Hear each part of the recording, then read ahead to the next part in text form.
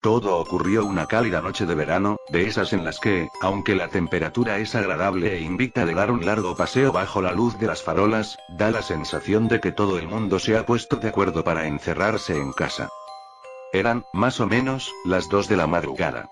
Había pasado varias horas vagueando ante el ordenador, así que decidí que era momento de estirar los músculos haciendo algo de ejercicio, bajando a la calle para tirar la basura y fumar un cigarro, por ejemplo. Me calcé unas zapatillas de deporte, me dirigí a la cocina, saqué la bolsa del cubo y le hice un par de nudos. Tras cerciorarme de que no olvidaba llaves, mechero ni tabaco, cerré la puerta del piso y me dirigí escaleras abajo. Habría podido elegir tomar el ascensor, pero, teniendo en cuenta que a esos cacharros les suele dar por pararse de golpe, habría sido un error quedarme encerrado dentro con la única compañía de una maloliente bolsa de basura. Recorrí los pocos metros que separaban mi portal de los contenedores, disfrutando del ambiente de soledad que reinaba en mi calle, unido a la tenue iluminación y la invisible caricia procedente del asfalto caliente bajo mis pies. Tras meter la bolsa en uno de los cubos, volví a mi portal y, antes de entrar, encendí un cigarrillo, disfrutando de cada calada, mientras oía en la distancia el sonido de ambulancias y coches acelerando. La banda sonora que suena de fondo cada noche en la gran ciudad que es Madrid. Mientras daba buena cuenta de mi cigarro, eché un ojo al gran edificio de viviendas que esperaba mi regreso. Un bloque levantado a finales de los años 60, con paredes de ladrillo rojizo, 6 alturas y una planta de garaje bajo sus cimientos, similar a los cientos de edificios que, en aquella época, el Ministerio de Vivienda construyó en toda España. Junto al portal, aún se conservaba la placa que daba fe de ello. Mis padres fueron los primeros dueños de la casa. Tras el paso de los años, su afán ahorrador les permitió hacerse con un chalet en las afueras, por lo que yo, siendo hijo único, tuve la suerte de pasar a ser el dueño, y único habitante, de la vivienda. Cuando acabé el cigarrillo, tiré la colilla al suelo y entré en el portal. Por un momento, pensé en subir andando hasta el 5.º piso, donde vivo, pero la vagancia pudo más, así que llamé al ascensor. Cuando este llegó a la planta baja, entré en el habitáculo. Una de las curiosidades que tenía aquel edificio era dicho ascensor. No todos los bloques de viviendas de la época contaban con uno, y se consideraba una mezcla de lujo y suerte el poder llegar a casa en uno de estos chismes cuando se levantó el edificio. Esto hacía que la estructura fuese algo vieja. Sus paredes, sus espejos y su cuadro de botones tenían más de 50 años. Lo que más me llamaba la atención de este último detalle era el correspondiente al garaje. Había un botón para cada piso, excepto para el sótano, en cuyo lugar había una cerradura.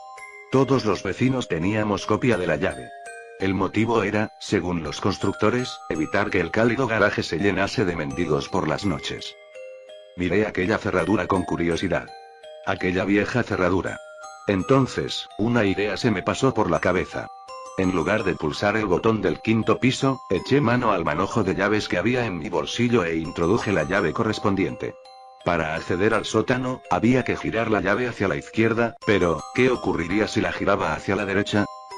Hice la prueba. Nada. La cerradura hacía tope, como era de esperar.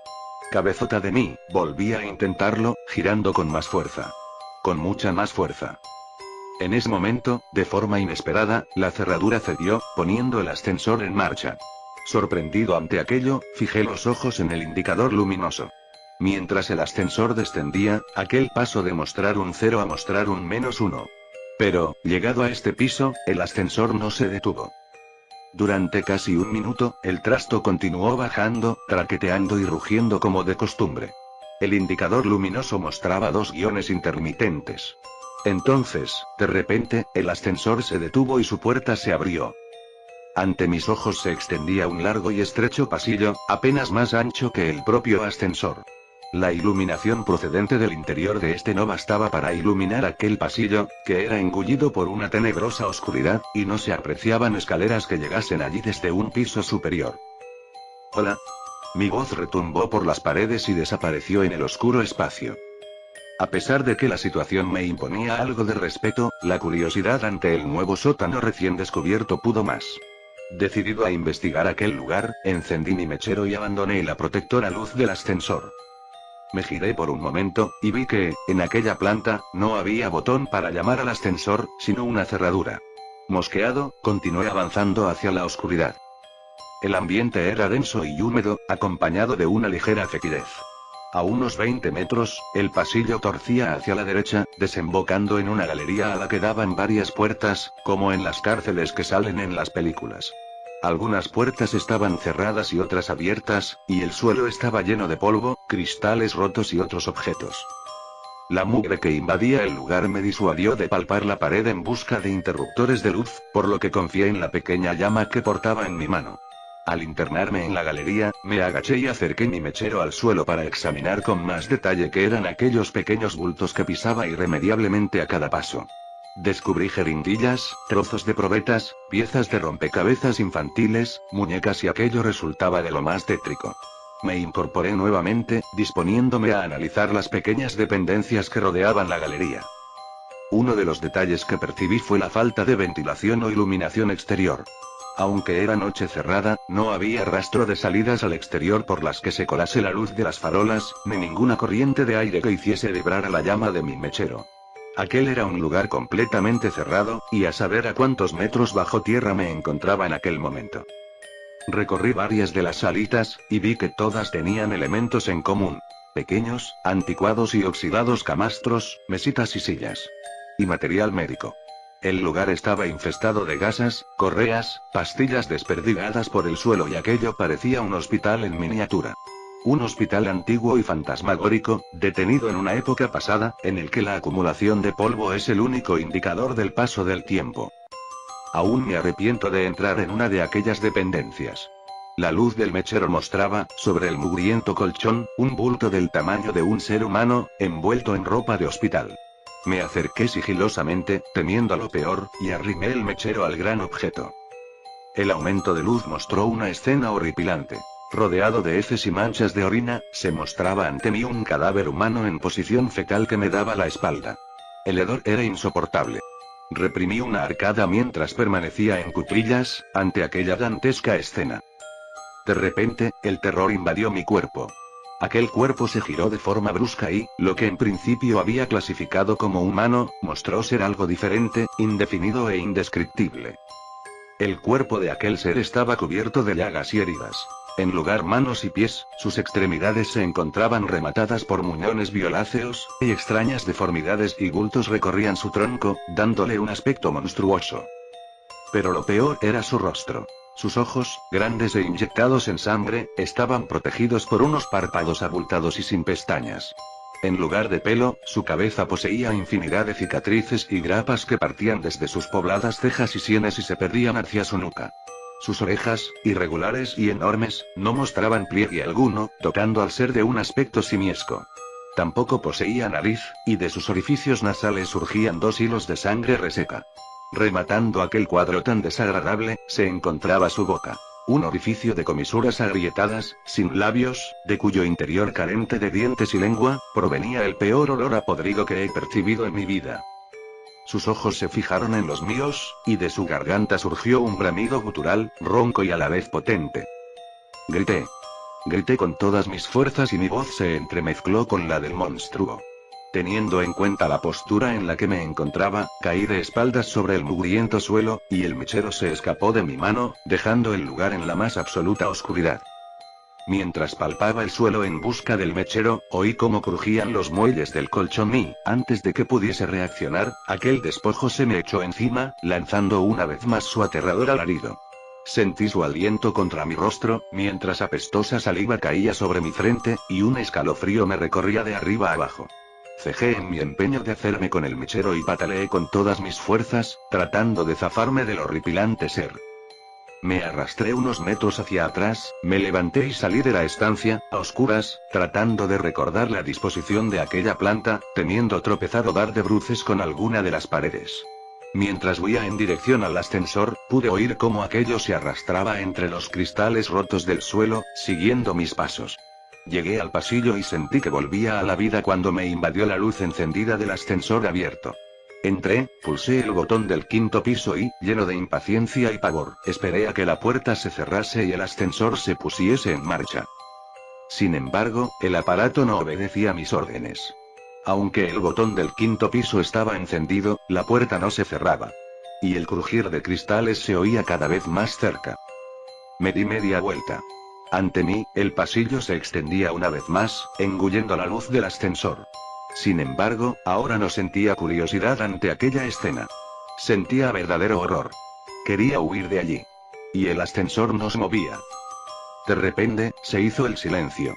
Estaba tan aterrorizado que todos mis músculos se agarrotaron. En ese momento, el ser surgió del pasillo oscuro, arrastrándose con una velocidad y una pericia insólitas. Venía hacia mí, mientras gruñía, jadeaba y chillaba como ninguna criatura conocida. Apreté repetidamente el botón del 5.º piso, con pulso tembloroso, mientras el miedo me hacía llorar y la criatura se aproximaba rápidamente. Cuando estaba a punto de entrar en el ascensor, agité mi pierna ante él, lo que le hizo retroceder atemorizado, sin que apartase la vista de mis ojos en ningún momento. En ese instante, las puertas se cerraron y el ascensor comenzó su ascenso. Fijé la vista en el indicador luminoso. Los dos guiones parpadeantes dieron paso a un -1, luego a un 0, un 1, etc. Algo más calmado, me miré en el espejo y fui consciente de mi aspecto. Mi rostro estaba cubierto de una mezcla de baba y mucosa sanguinolenta, mezclada con mis propias lágrimas. Cuando quise pasar el dorso de la mano por mi frente, descubrí que mis ensangrentadas palmas estaban llenas de cristales rotos, y comencé a sentir su dolor. Minutos antes, en aquel segundo sótano, el miedo no me había permitido ser consciente de cómo se habían clavado en mi piel. Llegué a casa y entré corriendo al baño. Los recientes recuerdos de todo lo que había ocurrido allí abajo se agolparon en mi mente, y no pude evitar arrodillarme ante el váter y vomitar la cena.